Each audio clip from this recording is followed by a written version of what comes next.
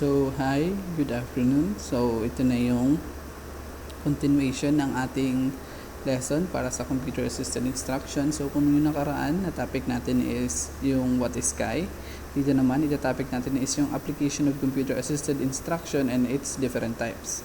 So, let's proceed. So, types of CAI.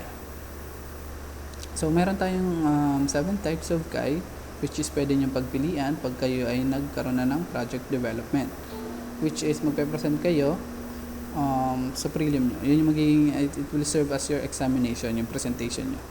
So, be ready. So, number 1 is yung informational instruction. Number 2 is drill and practice. Number 3, tutorial type CAI. Number 4, educational games type. Number 5 is problem solving type. Number 6, practical or work-oriented instruction. And number 7, learning affairs management type. So, these are the 7 types of CAI na pwede niyong pagpilian. So, let's proceed to informational instruction. Ano ba yung informational instruction? So, informational instruction, it helps the learner get the desired information he needs. So, kung mag-create kayo ng program nyo, at napili nyo itong informational instruction na ito, so itong klase ng program na ito, nagpo-provide lang siya ng information dun sa users nyo. Here, the computer can serve the role of inquiry officer to respond to student inquiry with answer it has stored. So, dito sa Cranate yung program, lahat ng answers niya, nakastore na siya dun sa, or may database na siya doon sa loob ng program. Then, once na magtanong yung users nyo, tsaka niya lang ipoprovide yung answers. So, it provides minimal interaction between the students and the computer program. Minimal, bakit? Kasi nga, kung meron lang tanong yung students, tsaka nilang gagamitin yung program na ginawa nyo. So, the sole purpose of this CAI, of this type of CAI, is to provide essential information for the acquirement of concepts and skills.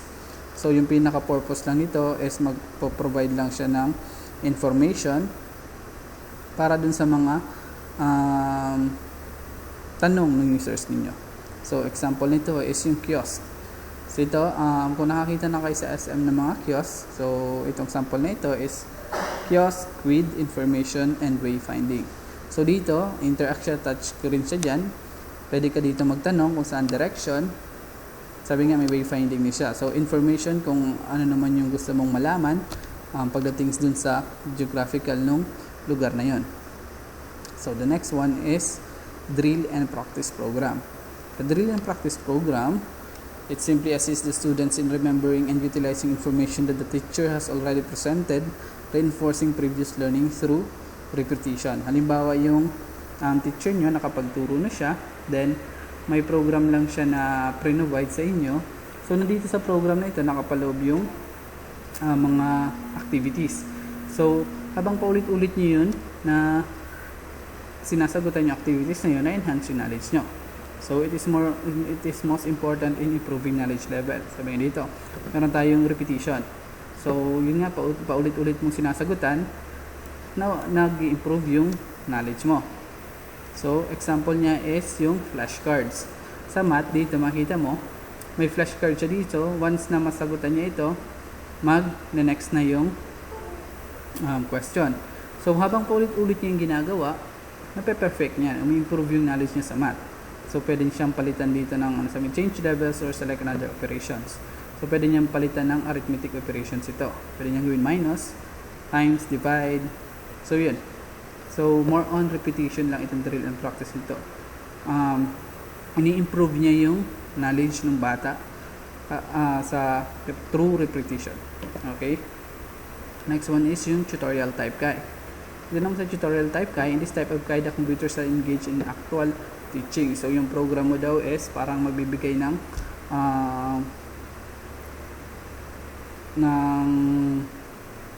activity na ma-enhance yung skill nung gagamit nito. So, here they can play effectively the role of a tutor by maintaining a perfect interaction and dialogue with the individual student.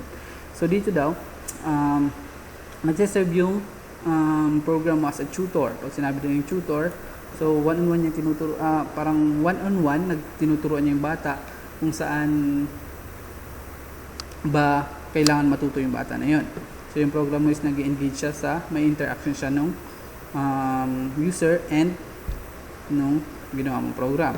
If the student has been able to master a concept, the Kai program provides the next step of instruction, but if he's not able to achieve mastery, the program provides the remedial solution. So, yung program mo daw, may ginawa siya.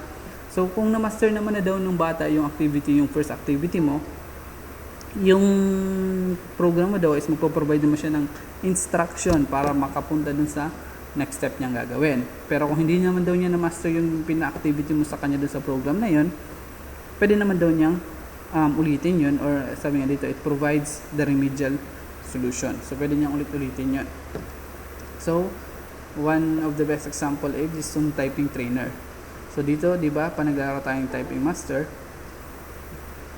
So, parang tinuturuan tayo nung program na ma-enhance yung typing skills natin. Di ba? Habang na-enhance yung typing skills, habang gumagaling tayo sa typing, pabilis ng pabilis yung, so may different levels din siya. May different levels of difficulties. So, dito yung sa tutorial type.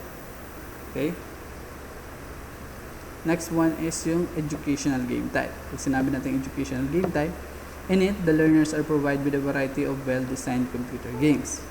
So, dito naman papasok na yung mga, kung may ma-develop kang gusto mong games, pero educational siya. Hindi siya yung mga larong RPG, yung mga barilan lang. So, more educational siya. So, this game should not be confused with academic type games. So, di ba mga academic type games natin, which is yung may English, math, science, dito naman, ini-enhance nilang yung general knowledge ng bata pagdating sa bagay. So, sabi dito, their purpose is only to provide intellectual challenge. So, stimulation of curiosity and serve as a source of review or reward for some accomplishment for the learner. Sabi dito, it provides intellectual challenge. So, more on general knowledge siya about sa education. So, parang sina-challenge mo yung intellectual knowledge ng users mo.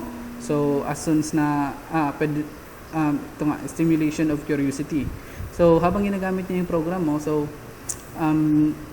kung nakabase mo siya sa more on general knowledge, it's a challenge yung bata. So, yung program mo, pwede rin mag-provide ng mga rewards after niya matapos yung game na yun, or kaya magkakaroon ng stars, or may yung, di ba pag natatapos ang isang game, halimbawa, yung may, kunyari na perfect niya, 3 stars yung makuha niya. Kung hindi naman, 2 stars. Yun yung reward na tinutoken dito.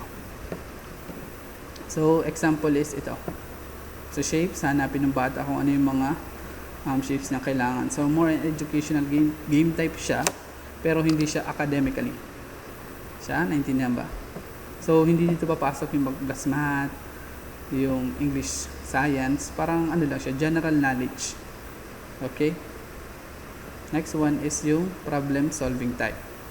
Pag sinabi ng problem solving type, requires the student to use high level of cognitive abilities in the process of considering the problem at hand, analyzing the problem situation and its various solutions, predicting respective outcomes, determining which specific plan to attempt, and enacting the appropriate action. So, kung pipiliin mo naman daw itong type of kind na ito, which is yung problem solving type, so, dito, na gagamit yung high level cognitive no abilities ng user nyo, which means is hindi siya basta na sabihin natin na basta na lang magbibigay ng instructions na ganito lang kadali, yung easy lang. So, nagagamit ng bata yung utak niya pagdating dito sa games na ito. So, parang hindi naman yung utak na yung game na na-develop mo dito is parang matcha-challenge yung cognitive abilities niya. So, example nito is yung Sudoku. So, dito, di ba? Sa larong ito, so, pag-iisipan mo talaga kung ano yung mga numberings dito, kung ano yung tamang sagot. So, dito pa lang, tina-challenge na nung program mo yung pag-isip ng user mo. Okay? Yun yung problem solving type. So, dito naman sa practical work-oriented, dito naman, kay program can provide valuable help in supplementing laboratory and other practical works. So a student can learn so many things about the science experiment before actual performing them in his practical class by watching and follow computer programs made for this purpose. So itong practical work-oriented instruction po is para siyang simulation games. So sinabi natin simulations, sa games mo, makita mo pwede kang mag-experiment or meron tayong tinatawag na driving simulation, which is magdadrive ka ng kotse mo through yung sa cellphone lang. So dito, ito po yung tinutukoy niyang practical work-oriented instruction. Example nito is ito nga. Sa laboratory, makikita mo dito, yung